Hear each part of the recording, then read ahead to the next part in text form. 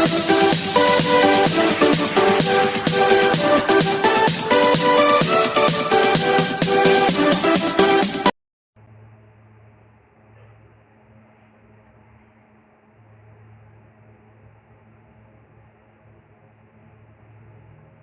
देखिए अगला जो सेक्शन है वो है 3.1 teaching and non teaching staff.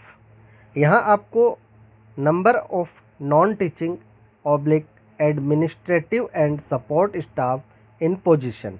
तो यहाँ यदि विद्यालय में अकाउंटेंट है और number of staff in position तो कितनी संख्या में है वो आपको यहाँ भरना है। Library assistant, laboratory assistant, UDC या head clerk, LDC, peon, night watchman, तो जो भी कर्मचारी जो नॉन टीचिंग स्टाफ है यदि कोई है तो आप इसमें भर दें। इसके बाद 3.2 में हमें टीचिंग स्टाफ की जो पोजीशन है वो भरनी है। तो इसमें टीचिंग स्टाफ इन पोजीशन, जिसमें टीचिंग स्टाफ रेगुलर टीचर कितने हैं वो भरना और कॉन्ट्रैक्ट बेस पे कितने लगे हुए हैं वो भरना है। इसके बाद part time instructor for art, health and physical education position as पर RT norms for upper primary section. तो यदि कोई ऐसे पार्ट टाइम टीचर है तो आप इसमें भरें, अन्यथा इसको छोड़ दें। इसके बाद आउट ऑफ टोटल टीचर, तो ये टोटल यहाँ आ जाएगा। इसके बाद सेव एंड नेक्स्ट कर दें। यहाँ में विद्यालय में कार्यरत जितने भी टीचर्स हैं केवल टीचर्स की ही डिटेल हमें भरनी है। अब यदि किसी टीचर का ट्रांसफ़र हो गया है तो आप उसको यहाँ जो डिलीट बटन है इससे डिलीट कर दें, और यदि कोई टीचर आपके नया आ गया है तो यहाँ ऐड जो बटन है इससे आप ऐड कर दें। और यहाँ लगभग पुराने जो आपके कार्यरत टीचर्स हैं उनकी डिटेल भरी हुई होगी, लेकिन आपको एक बार इसको एडिट करना होगा और एक बार चेक करना होगा, फिर यहाँ कंप्लीटेड लिखा हुआ आ जाएगा। तो इस तरह से आपको सभी टीचर्स की जो डिटेल है वो ओपन करनी है, एडिट करनी है और इसको चेक करना है और इसके बाद सेव करना है, और इसके बाद कंप्लीट एंड नेक्स्ट बटन पर क्लिक करना है। अब देखिए यहाँ अगला सेक्शन है 4 new admission, enrolment and repeater. तो देखिए जो भी सरकारी विद्यालय है वहाँ यदि किसी विद्यालय में प्री प्राइमरी सेक्शन है एलकेजी यूकेजी तो आप यहाँ बॉय और गर्ल्स का नामांकन भरें। बाकी यहाँ जो प्राइवेट स्कूल है उनका ही नामांकन है यहाँ आएगा। बहुत ही कम कोई ऐसी सरकारी स्कूल है जहाँ की एलकेजी और यूकेजी हो। इसके बाद new admission in grade first, यहाँ पहली क्लास का जो एडमिशन है हमें अलग से भरना होता है, जिसमें हमें एज इन कंप्लीट ईयर्स यानी 5 साल से नीचे कितने बच्चे हैं बॉय एंड गर्ल्स, 5 साल के, 6 साल के, 7 साल के या 7 साल से ऊपर, और यहाँ इनका टोटल है वो ऑटो ही आ जाएगा। इसके बाद out of the total in grade first number of children with pre primary school experience, यानी पहली क्लास में जो बच्चे हैं वो यदि सेम स्कूल से ही आए हैं, यानी कोई प्राइवेट स्कूल है और एलकेजी यूकेजी से वो पहली में आए हैं तो उनके पास कुछ न कुछ प्री स्कूल का एक्सपीरियंस होगा, वहाँ आप ये संख्या भर दें। और अनोदर स्कूल का एक्सपीरियंस है कोई तो अनोदर स्कूल से आए हैं, किसी प्राइवेट स्कूल से पहली क्लास में आए तो वो यहाँ भर दे, या आंगनवाड़ी से आए हैं तो वो संख्या यहाँ भर दे, और इसके बाद सेव एंड नेक्स्ट कर दे। अब हमें यहाँ एनरोलमेंट है वो करंट एकेडमिक सेशन, यानी ये जो सत्र जो 2021 समाप्त हुआ है इस सत्र का हमें नामांकन भरना है।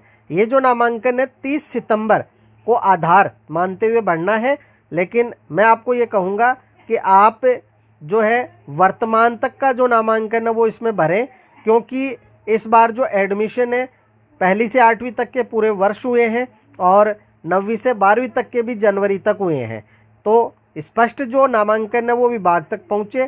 तो इसके लिए आप जो है वर्तमान का नामांकन यहाँ भर सकते हैं।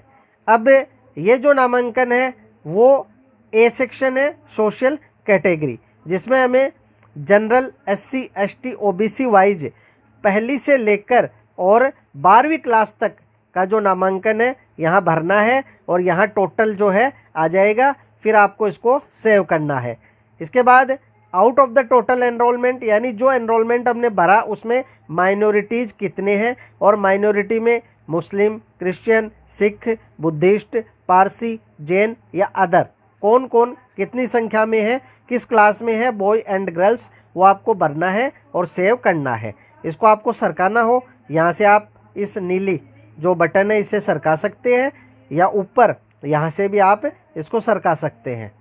अब इसके बाद out of the total enrolment provide number, out of the total enrolment provide number of student. यहाँ देखिए जितना आपका नामांकन है उस नामांकन में कितने बच्चों के आधार बन चुके हैं, किस क्लास के कितने बच्चे हैं, बॉय एंड गर्ल्स।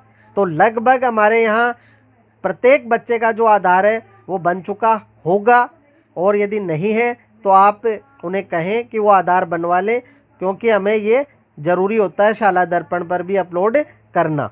इसके बाद BPL स्टेटस है, तो वो कितने बच्चे बॉय एंड गर्ल्स किस क्लास में वो आप यहाँ भर दें। अब यदि कोई ट्रांसजेंडर है तो उसकी संख्या आपको नीचे दर्शानी है, फिर सेव करना है और कंप्लीट एंड नेक्स्ट पर क्लिक करना है। इससे डायलॉग बॉक्स को ओके कर दें तो आप अगले पेज पर पहुंच जाएंगे। अब यहाँ टोटल एनरोलमेंट आपके सामने आ गया है। इसके अनुसार enrolment by grade in the current academic session by age in complete year, यहाँ आपको एज वाइज कितने बच्चे किस क्लास में बॉय एंड गर्ल्स है वो फीडिंग करनी है। इसके लिए आप शाला दर्पण के जो डाउनलोड डाटा है उसकी मदद ले सकते हैं, और वहाँ आप जो डाटा डाउनलोड करके और उसको फ़िल्टर कर लें तो एज के अनुसार आपको पता चल जाएगा किस क्लास में कितने बच्चे हैं। इसके बाद इसको भी आप सेव कर दें या डायरेक्ट सेव एंड नेक्स्ट कर दें। अब टोटल एनरोलमेंट में अगला जो सेक्शन है 4.4 enrolment by grade in the current academic session, medium of instruction, यानी हम किस माध्यम में पढ़ा रहे हैं, हिंदी मीडियम में या इंग्लिश मीडियम में। तो हमारे लगभग सभी विद्यालय हिंदी मीडियम के ही हैं। यदि इंग्लिश मीडियम है तो वो नामांकन यहाँ आ जाएगा, क्लास वाइज नामांकन है वो आपको यहाँ भरना है और सेव एंड नेक्स्ट करना है। अब टोटल एनरोलमेंट में सोशल कैटेगरी वाइज और माइनॉरिटी ग्रुप वाइज यहाँ शो हो रहा है। अब नीचे 4.5 में आपको repeaters by grade in the current academic session जो है social category and minority group wise बनना है, यानी लगभग 8वीं क्लास तक कोई भी फेल नहीं होता है। और इस साल जो पिछला वर्ष गया है कोरोना के कारण 9वीं और 11वीं को भी क्रमोन्नत कर दिया गया, तो केवल यहाँ आपके 10वीं और 12वीं का जो नामांकन है कि जिसमें कितने बच्चे फेल हो गए और वो दोबारा एग्ज़ाम दे रहे हैं, तो यदि दोबारा वो रिपीट कर रहे हैं क्लास को तो ही आपको यहाँ रिपीटर्स की संख्या है बढ़नी है। जैसे 10वीं क्लास में एक बच्चा है वो रिपीट हुआ है, वो दोबारा 10वीं की परीक्षा दे रहा है, और 12वीं क्लास में 3 बच्चे दे रहे हैं, तो हमने सोशल कैटेगरी वाइज उनकी संख्या यहाँ भर दी है। तो आपको ये संख्या सोशल कैटेगरी वाइज भरकर और सेव करनी है। अब out of the total repeater provide details और repeater belonging to following minority group. अब जो रिपीट कर रहे हैं क्लास को उसमें कितने बच्चे हैं जो कि माइनॉरिटी से बिलोंग करते हैं, तो उनकी संख्या आपको यहाँ भरनी है। अब ऊपर जो हमने रिपीटर्स की संख्या भरी है इसमें आप एक चीज़ का और ध्यान रखें कि 8वीं क्लास, 9वीं क्लास और 11वीं क्लास में भी कोई बच्चा अपनी स्वेच्छा से किसी क्लास को रिपीट कर सकता है, तो आप उसका यहाँ ध्यान रखें और उस नामांकन को भी यहाँ संख्या को यहाँ दर्शा दें। इसके बाद कंप्लीट एंड नेक्स्ट। अब टोटल एनरोलमेंट यहाँ आ रहा है, enrolment by grade for children with special needs. यहाँ आपको ये ध्यान रखना है कि जो CWSN बालक हैं, बालिकाएं हैं, आपकी स्कूल में किस क्लास में कितने बालक बालिकाएं हैं। अब ये अलग अलग कैटेगरी है, जैसे ब्लाइंडनेस कितने, लो विजन कितने हैं, हियरिंग इम्पेयर्ड कितने, स्पीच एंड लैंग्वेज कितने हैं, locomotor disability, mental illness, specific. तो ये अलग अलग जो कैटेगरी है, किस कैटेगरी के कितने बच्चे हैं, ये संख्या आपको यहाँ दर्शानी है, ताकि CWSN बच्चों को जो भत्ता मिलता है वो इन्हें मिल सके और संख्या है विभाग के पास पहुंच सके। इसके बाद सेव एंड नेक्स्ट कर दें। अब 4.7 availability of academic stream in the school only for higher secondary school, यानी कि ये 12वीं क्लास के लिए है कि आपके कौन कौन सी स्ट्रीम है वो विद्यालय में है, आर्ट्स, साइंस, कॉमर्स, वोकेशनल या अदर कोई है तो आप उसको यस कर दें, अन्यथा नो कर दें और सेव एंड नेक्स्ट कर दें। अब एनरोलमेंट हमें बताना है यहाँ 11वीं और 12वीं का, ऊपर ऑटो ही आ जाएगा। अब इस एनरोलमेंट में टोटल एनरोलमेंट कैटेगरी वाइज कितना है और उसमें रिपीटर्स कितने हैं। जैसे 12वीं क्लास में 3 रिपीटर्स है, ये हमने यहाँ भर दिया है और सेव एंड नेक्स्ट कर देते हैं। Enrolment and repeaters by academic stream by minority group, तो यही जो हमने 10वीं क्लास के लिए भरा था, अब ये माइनॉरिटी वाइज हमें यहाँ भरना है और इसको सेव एंड नेक्स्ट करना है। Incentives and facility provided to children, यहाँ देखिए हम बच्चों को क्या क्या फैसिलिटी दे रहे हैं। जैसे फ्री टेक्स्ट बुक देते हैं, तो general SC ST OBC wise कितने बच्चों को और माइनॉरिटी से कितने बच्चों को हम फ्री टेक्स्ट बुक दे रहे हैं, तो यहाँ हमारे विद्यालय का जो नामांकन है वो टोटल आ जाएगा। फ्री यूनिफॉर्म, ये ऐसी योजना हमारे यहाँ नहीं है। Transport facility to reach school, transport voucher हम देते हैं, तो यहाँ हमें उन बच्चों की संख्या बढ़नी है। एस्कॉर्ट फैसिलिटी यदि किसी को मिली हो तो वो आप यहाँ भर सकते हैं। और बाइसिकल है, पिछले सेशन में अभी तक मिली नहीं है, तो इसलिए यहाँ हमें अभी इसकी संख्या नहीं भरनी है और इसको आप सेव कर दें। इसके बाद फैसिलिटीज प्रोवाइडेड टू चिल्ड्रन, अब previous academic year upper primary grade, हमने जो ऊपर संख्या भरी है हमें ये प्राइमरी ग्रेड यानी 1 से 5 तक की बढ़नी है, नीचे फिर अपर प्राइमरी ग्रेड यानी 6, 7, 8 की बढ़नी है और फिर हम इसे सेव करके और कंप्लीट एंड नेक्स्ट करना है। अब हमें यहाँ फैसिलिटी प्रोवाइडेड टू CWSN, यहाँ CWSN के लिए कोई हमें फैसिलिटी हमने दी है, जैसे braille books, braille kit, low vision, hearing aid, braces, crutches, wheelchair, tricycle, caliper, escort, stipend. तो यदि किसी बच्चे को मिला हो आप उसकी संख्या भर दें और सेव करें और उसके बाद सेव एंड नेक्स्ट कर दें। अब annual examination result at elementary level, यहाँ हमें 5वीं बोर्ड का रिजल्ट बनना है। जैसा कि आपको पता है पिछली बार सभी जो विद्यार्थी हैं वो क्रमोन्नत हो गए थे, 5वीं में, 8वीं में, 10वीं में और 12वीं में बोर्ड की एग्ज़ाम लगी है, तो वो रिजल्ट हम यहाँ भर देंगे। तो 5वीं और 8वीं में तो जो नामांकन है पूरा का पूरा आ जाएगा कि कितने बच्चों ने जो है अपीयर हुए, कितने पास हुए और इसमें पासिंग जो परसेंटेज है 60 से ऊपर कितना है, और इसको आप भरकर सेव एंड नेक्स्ट कर दें। इसके बाद annual examination result at elementary level, इसमें जो 8वीं क्लास का रिजल्ट है वो भरना है और इसको फिर सेव एंड नेक्स्ट करना है।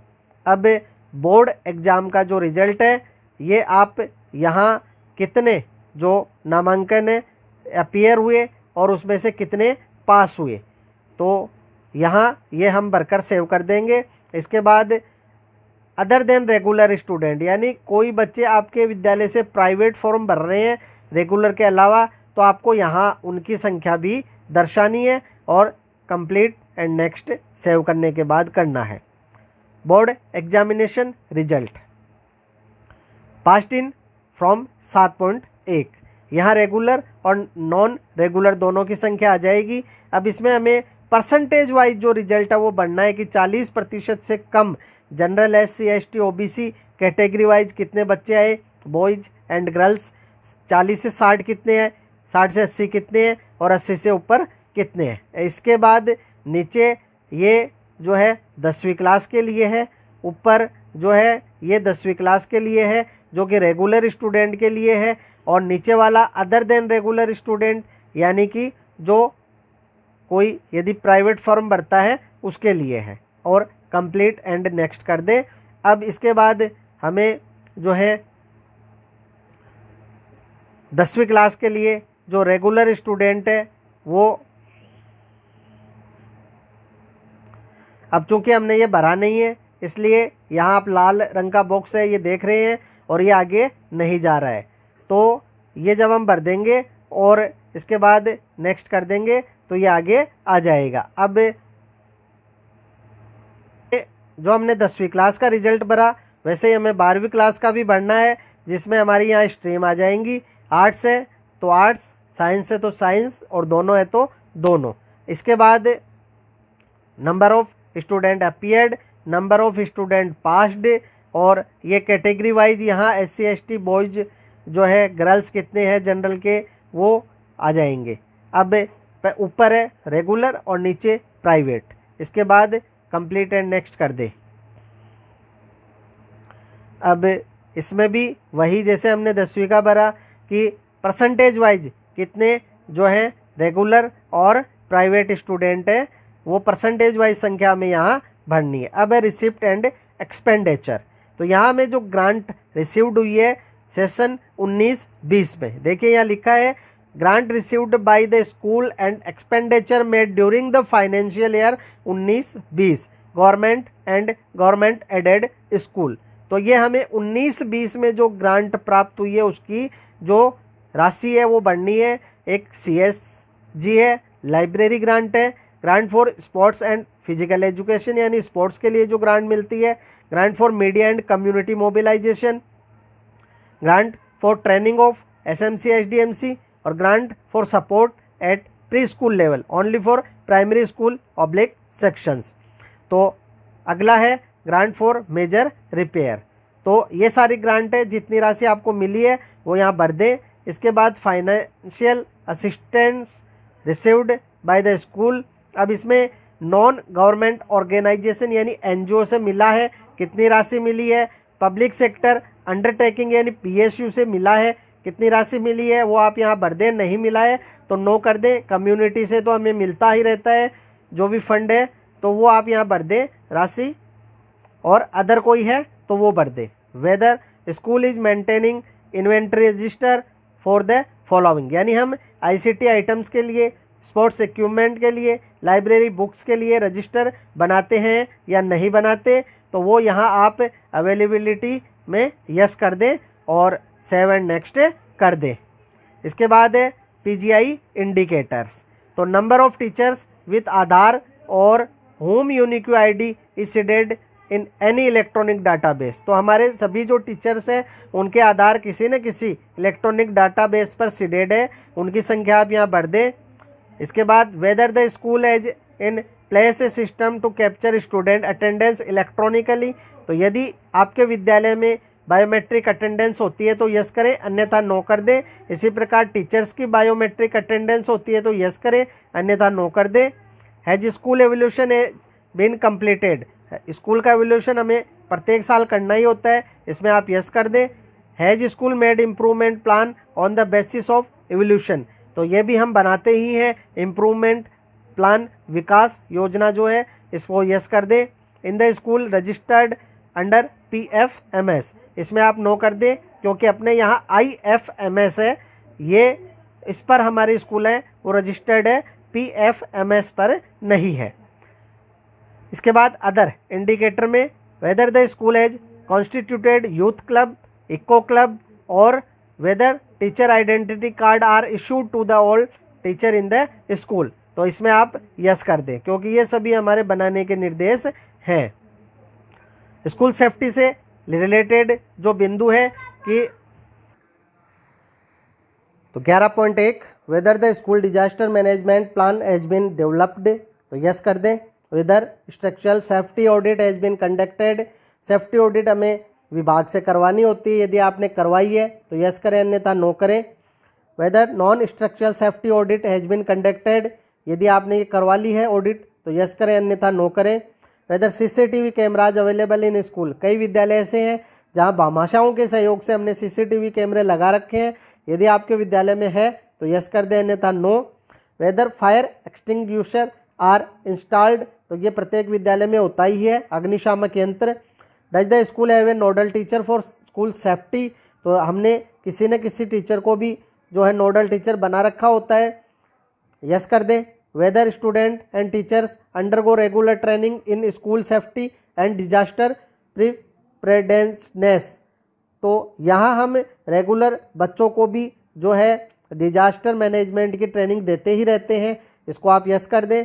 Weather disaster management is being taught as part of the curriculum, बिल्कुल ये हमारे आपदा प्रबंधन का जो चैप्टर है किसी न किसी विषय में शामिल होता ही है, इसको आप यस कर दें।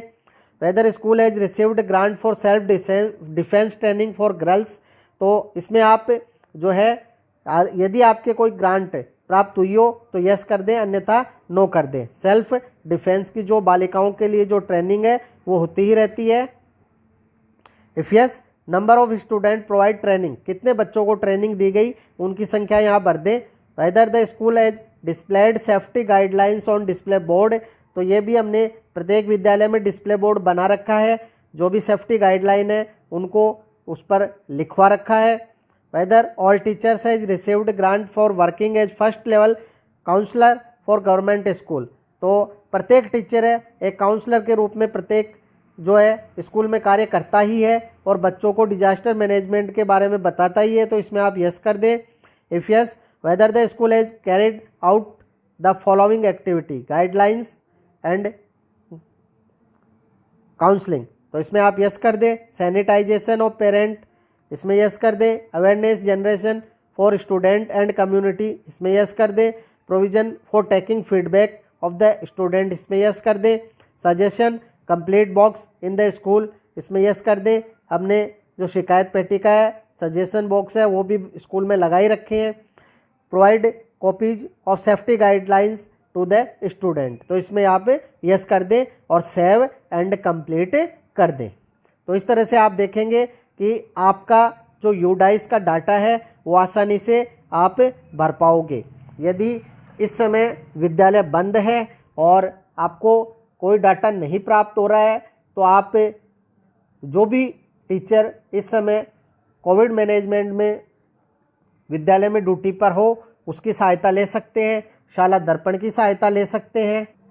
अब देखिए यहाँ स्टेटस नोट सर्टिफाइड है क्योंकि अभी सर्टिफिकेशन की प्रक्रिया शुरू नहीं हुई है, लेकिन वर्क इन प्रोग्रेस आ गया है क्योंकि हमने बहुत सारे जो पॉइंट्स हैं उनको कंप्लीटेड कर दिया है। केवल रिजल्ट का जो सेक्शन है वो अभी हमारा बचा हुआ है, उसको भी हम कंप्लीट कर देंगे।